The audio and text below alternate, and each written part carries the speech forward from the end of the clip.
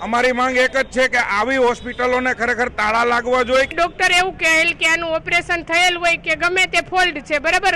અમદાવાદના કોઈ પણ પેપરમાં એ લોકો એવું નથી લખ્યું કે આગળનું ઓપરેશન ફેલ ગયું એવું।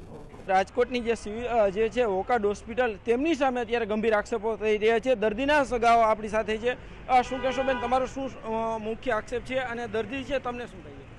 દર્દી જે છે એ મારા બેન છે। અમે 6 મહિના પહેલા અહીંયા વોકાર્ડ હોસ્પિટલ કાંચ જોગાણી જે ન્યુરોસર્જન છે તેમની પાસે કમરની ગાદી ખસી ગયેલ, એનું ઓપરેશન કરાવેલ।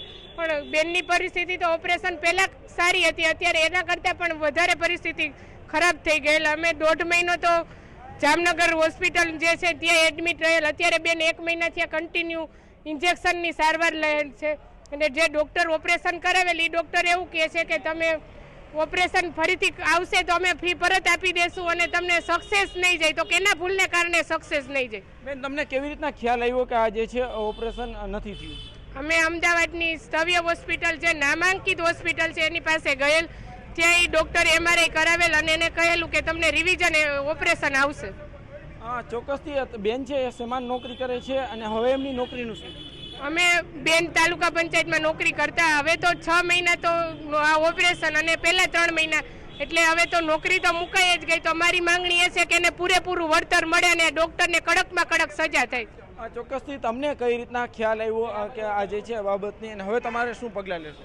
મને છે ને ત્યાં અમારા ઉપલેટામાં ઇન્ડિયન ગેસ એજન્સીના જે બાટલાની ડિલિવરી કરે છે લક્ષ્મણભાઈ ગંભીર, એણે મને ફોન કર્યો કે ભાઈ મેહુલભાઈ આવી રીતે એક કામ છે તમારું વોકાર્ડ હોસ્પિટલ માટે, એના માટે હું તમારી પાસે આવીશ। એટલે મને જે કાંઈ વાત કરી, વિગત આપી કે મારી દીકરીનું ઓપરેશન જે કિરણબેન ગંભીર છે એ લક્ષ્મણભાઈની દીકરી છે, જે લક્ષ્મણભાઈ પોતે કાળી મજૂરી કરીને એની દીકરીને ભણાવી છે અને નોકરીએ લગાડી છે। ત્યારે એને આખી વાત કરતાં મને વિગત જાણવા મળી કે 7મા મહિનાની 2023માં 7/7 એને ઓપરેશન કરેલું હતું વોકાર્ડ હોસ્પિટલમાં।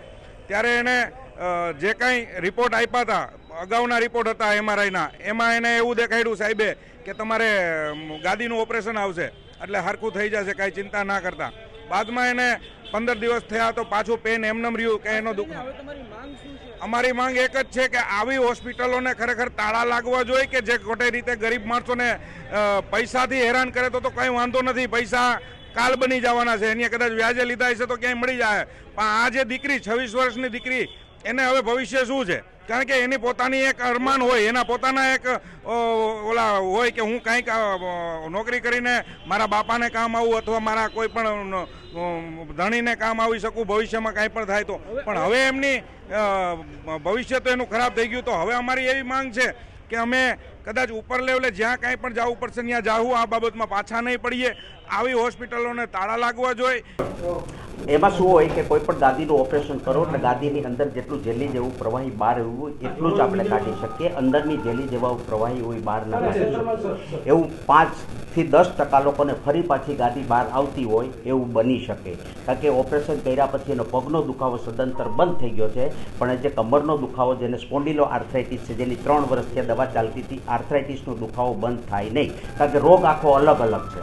પગનો દુખાવો યોગ્ય છે પણ કમરના દુખાવાને લીધે બેન પીડાય છે, એટલે મેં ઘણીવાર કીધું હતું કે કોઈ વાના ડૉક્ટરને સારાને બતાવો, પણ એની ટ્રીટમેન્ટ ઓલરેડી ચાલુ જ છે। અમદાવાદથી જે ભરતભાઈ દવેએ કીધેલું હતું ત્યારે એને દવા જ લખી દીધી હતી, એને એવું નથી કીધું કે કોઈ ઓપરેશન નથી કરેલું કે ઓપરેશન ફેલ ગયું હોવું, કારણ કે આખા દુનિયામાં 5% પેશન્ટોને ફરી પાછું ગાદીનું ઓપરેશન જરૂર પડે તો કરી શકવું પડતું હોય, અને ગમે ત્યારે તમે MRI કરાવો એ ગાદીનો ઘસારો આજીવન સુધી ગાદીનો ઘસારો દેખાય ને દેખાય। ના, મેં કોઈ રિફંડ કરવાની વાત નથી કરી। મેં એમને કીધું હતું કે ભરતભાઈ જો કહેતા હોય કે ભરતભાઈ દવેને બતાવ્યું હતું કે એ જો એમ કહેતા હોય કે બીજી વાર સર્જરી કરવાથી ફાયદો થાય તો હું ભરતભાઈ જોડે વાત કરી લઈશ અને તમને જેટલું થતું હોય એટલું ડિસ્કાઉન્ટ કરી દઈશ, કારણ કે ગરીબ દર્દી હતું, ગરીબ હતું એટલે આપણને એમ થાય કે એનું દુઃખ જો જાતું હોય ને જો કાંઈ કરવાથી થતું હોય તો આપણે કરી શકીએ।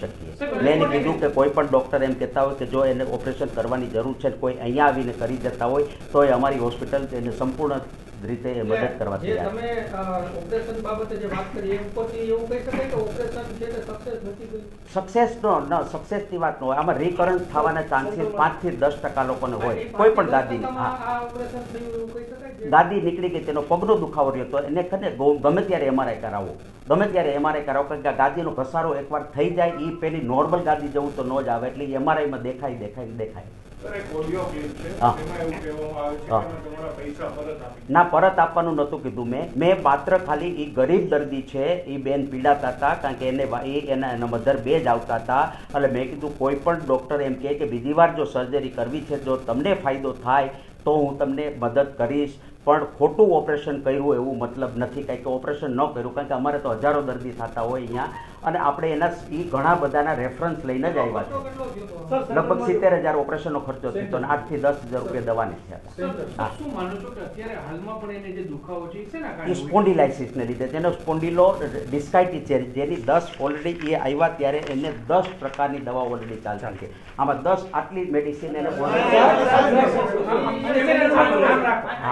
આટલી મેડિસિન એને છેલ્લા 4 વર્ષથી આટલી મેડિસિન ચાલે છે, જેમાં સ્ટીરોઇડ પણ છે, આર્થરાઇટિસની દવા પણ છે.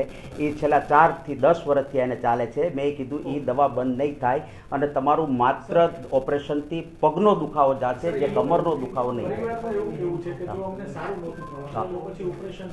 પણ એનો અસહ્ય દુખાવો તો બેન ઊભા જ નહોતા રહી શકતા, એટલું તીવ્ર હતું ને એવડી મોટી ગાદી હતી કે જે તમે ન કરો તો પગ ખોટો પડી જાય, એટલે એને ઓપરેશન તો કરવું જરૂરી હતું.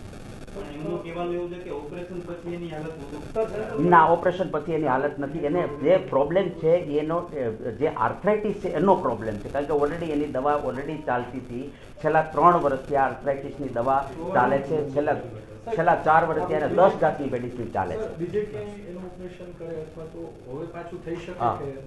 એને ના, ઓપરેશન બહુ ફાયદો ન કરે, કારણ કે વામાં કોઈ ઓપરેશન ફાયદો ન કરે, કારણ કે એનો કમરનો દુખાવો છે. કમરનો દુખાવો જે છે એ વાને લીધે છે, અને વામાં કોઈ ઓપરેશન ના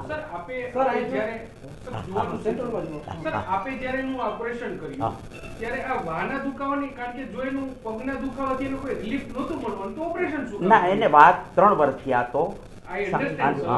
અને પગનો દુખાવો 2 જ મહિના થયા હતો. પગનો દુખાવો એને 2 જ મહિના થયા હતો.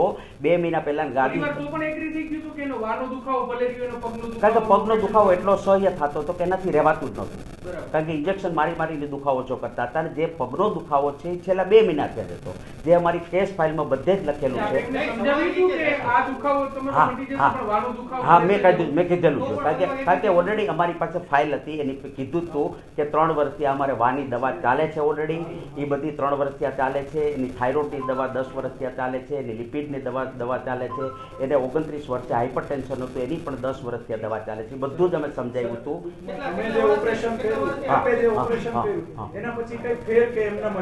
એનો પગનો દુખાવો જતો રહ્યો છે, અત્યારે એને કમરનો દુખાવો છે.